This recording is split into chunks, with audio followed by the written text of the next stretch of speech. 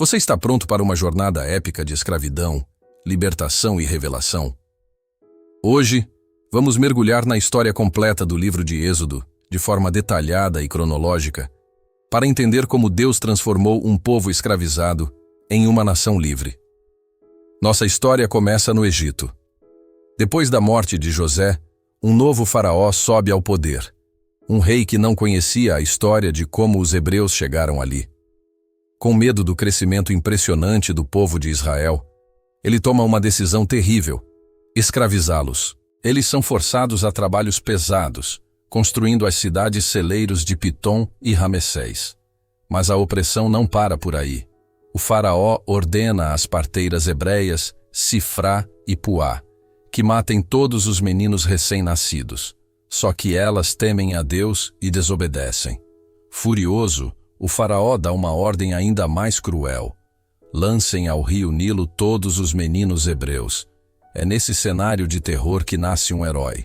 Uma mulher da tribo de Levi dá à luz um menino lindo e o esconde por 3 meses. Quando não consegue mais mantê-lo seguro, ela prepara um cesto, o impermeabiliza com betume e piche e o coloca nas águas do Nilo. Por um ato da providência divina, a filha do faraó encontra o bebê enquanto se banhava. Ela o adota e o chama de Moisés, que significa tirado das águas. E a mãe biológica de Moisés acaba sendo contratada como sua ama de leite. Assim, Moisés cresce no palácio como um príncipe do Egito, mas criado pela própria mãe. Os anos passam. Já adulto, Moisés vê um egípcio espancando um hebreu, seu compatriota. Num impulso de fúria, ele mata o egípcio e o esconde na areia. No dia seguinte, ele descobre que seu ato se tornou conhecido.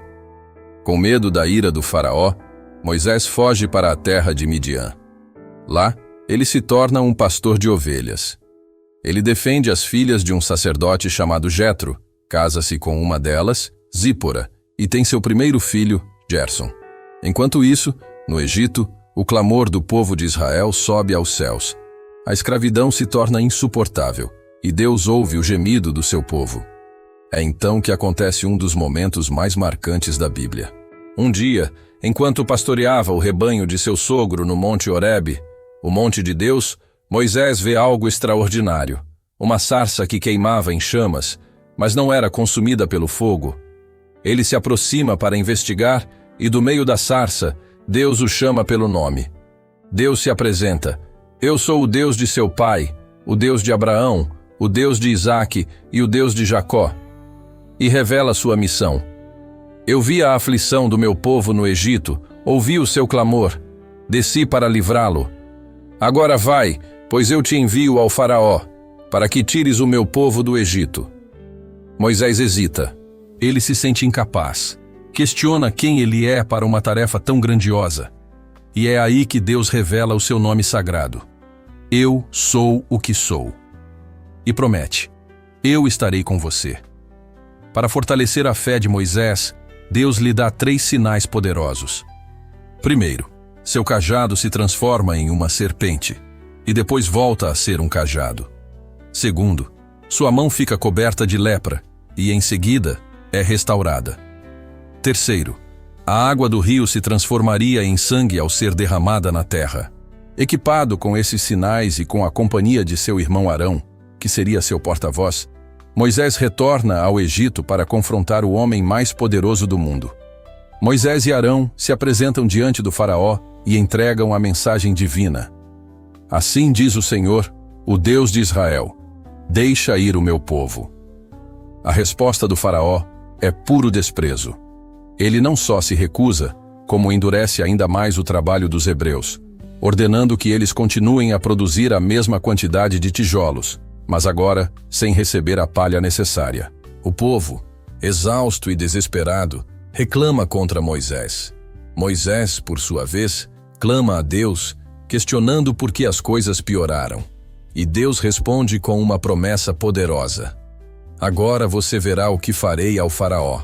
Por minha mão poderosa, ele os deixará ir. Começa então o grande confronto entre o Deus de Israel e os deuses do Egito. As 10 pragas. Cada praga não é apenas um desastre, mas um ataque direto a uma divindade egípcia. mostrando quem é o verdadeiro soberano. A primeira praga. As águas do Nilo se transformam em sangue. O rio, fonte de vida e adorado como um deus, se torna uma fonte de morte e fedor. A segunda, rãs cobrem toda a terra, invadindo as casas, os quartos e até o palácio do faraó. A terceira, o pó da terra se transforma em piolhos, atormentando homens e animais. A essa altura, até os magos do faraó reconhecem: isto é o dedo de Deus. A quarta, enxames de moscas infestam o Egito, mas, de forma milagrosa, a terra de Gósen, onde viviam os israelitas, é poupada. A quinta, uma peste terrível mata os rebanhos dos egípcios: cavalos, jumentos, camelos, bois e ovelhas. Mas nenhum animal dos israelitas morre. A sexta, úlceras e feridas dolorosas surgem em todas as pessoas e animais no Egito. A sétima, uma tempestade de granizo misturada com fogo destrói as plantações e tudo o que estava no campo. Novamente, Gósen é protegida. A oitava, um exército de gafanhotos devora tudo o que o granizo não destruiu, deixando o Egito em completa desolação. A nona, trevas espessas cobrem o Egito por 3 dias, uma escuridão tão densa que podia ser apalpada. Mas nas casas dos israelitas havia luz. Após cada praga, o faraó promete libertar o povo, mas logo endurece seu coração novamente. Então, Deus anuncia a 10ª e última praga, a mais terrível de todas, a morte dos primogênitos. Deus instrui os hebreus a sacrificar um cordeiro sem defeito, marcar os umbrais e as vergas das portas com o seu sangue e comer a carne apressadamente, prontos para partir. Naquela noite, o anjo do Senhor passa pelo Egito. Onde havia o sangue do cordeiro, havia proteção e vida. Onde não havia, o filho mais velho morria, desde o primogênito do faraó até o do prisioneiro no calabouço. Um grande clamor enche o Egito, e finalmente o faraó expulsa Israel. A libertação chegou. Cerca de 600.000 homens, além de mulheres e crianças, saem do Egito, guiados por Deus. De dia, uma coluna de nuvem os guiava e lhes dava sombra. De noite, uma coluna de fogo os iluminava e aquecia. Deus estava visivelmente com eles, mas a liberdade ainda seria testada. O faraó, mais uma vez, se arrepende de ter libertado seus escravos e sai em perseguição com todo o seu exército. Os israelitas se veem encurralados, o exército egípcio atrás e o Mar Vermelho à frente. O pânico se instala. Eles clamam a Moisés, com medo, mas Moisés declara com fé: não temam, fiquem firmes e vejam o livramento que o Senhor lhes trará hoje. O Senhor lutará por vocês, tão somente acalmem-se. Então, Deus ordena a Moisés que estenda seu cajado sobre o mar. Um vento forte sopra a noite toda, e as águas se dividem, formando 2 muralhas líquidas. O povo de Israel atravessa em terra seca. O exército egípcio os segue, mas quando o último israelita chega ao outro lado, Deus manda Moisés estender o cajado novamente. As águas se fecham, e todo o exército do faraó é destruído. A vitória é celebrada com um poderoso cântico de louvor, conhecido como o Cântico de Moisés. Eles cantam: o Senhor é a minha força e o meu cântico. Ele me deu a vitória. O Senhor é homem de guerra. Miriam, a irmã de Moisés, pega seu tamborim e todas as mulheres a seguem, dançando e cantando em celebração à liberdade. A jornada no deserto começa e, com ela, novos desafios. O povo encontra águas amargas em Mara e Deus as torna doces. Quando a comida acaba, Deus envia o maná, um pão que caía do céu todas as manhãs, e também codornizes. Quando precisam de água, Deus instrui Moisés a ferir uma rocha, e dela jorra água para todo o povo. Deus também lhes dá a vitória sobre os amalequitas. Moisés estava sobrecarregado, julgando todas as questões do povo sozinho. Seu sogro, Jetro, o visita e lhe dá um conselho sábio: delegar. Moisés deveria nomear líderes de grupos de 1.000, 100, 50 e 10 pessoas para julgar as causas menores, trazendo apenas os casos mais difíceis para ele. Moisés aceita o conselho estabelecendo uma estrutura de governo para Israel. 3 meses após a saída do Egito, eles chegam ao pé do Monte Sinai. Deus promete fazer de Israel um reino de sacerdotes e uma nação santa. O monte é coberto por nuvens, fumaça, trovões e relâmpagos. O som de uma trombeta ecoa e a terra treme. Deus desce sobre o monte em fogo e chama Moisés para o topo. Lá, Deus entrega pessoalmente os 10 mandamentos, o fundamento de sua lei moral. Não ter outros deuses, não fazer ídolos, não usar o nome de Deus em vão, guardar o sábado, honrar pai e mãe, não matar, não adulterar, não furtar, não dar falso testemunho e não cobiçar. O povo, aterrorizado com a majestade de Deus, pede que Moisés seja o intermediário.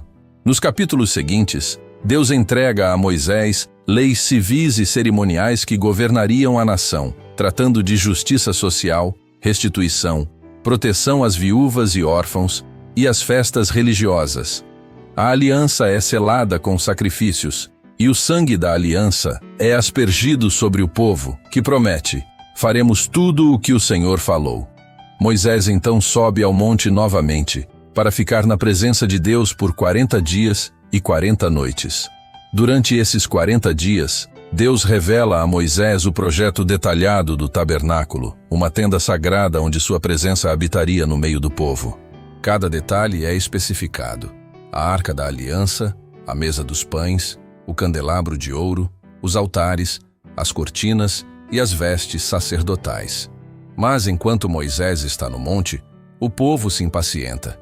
Eles se reúnem ao redor de Arão e exigem: faze-nos um Deus que vá adiante de nós. Arão cede, recolhe o ouro do povo e molda um bezerro de ouro.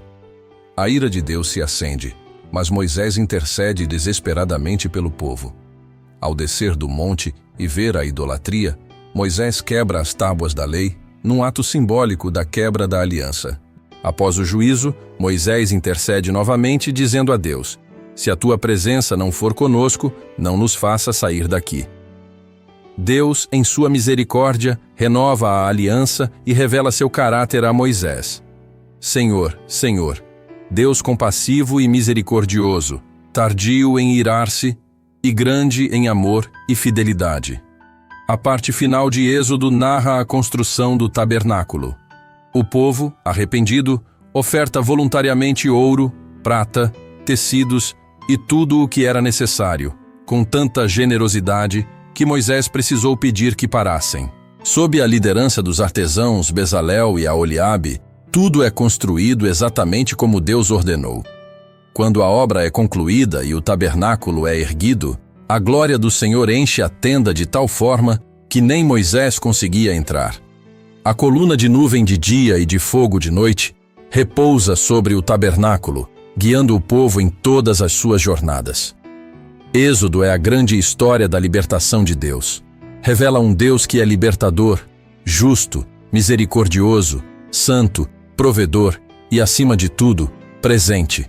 A promessa se cumpre. O Deus que tirou seu povo da escravidão no Egito é o mesmo Deus que caminha com seu povo até hoje. Obrigado por assistir a esta jornada completa pelo livro de Êxodo. Se você gostou, não se esqueça de curtir, compartilhar e se inscrever no canal para mais estudos profundos da Palavra de Deus.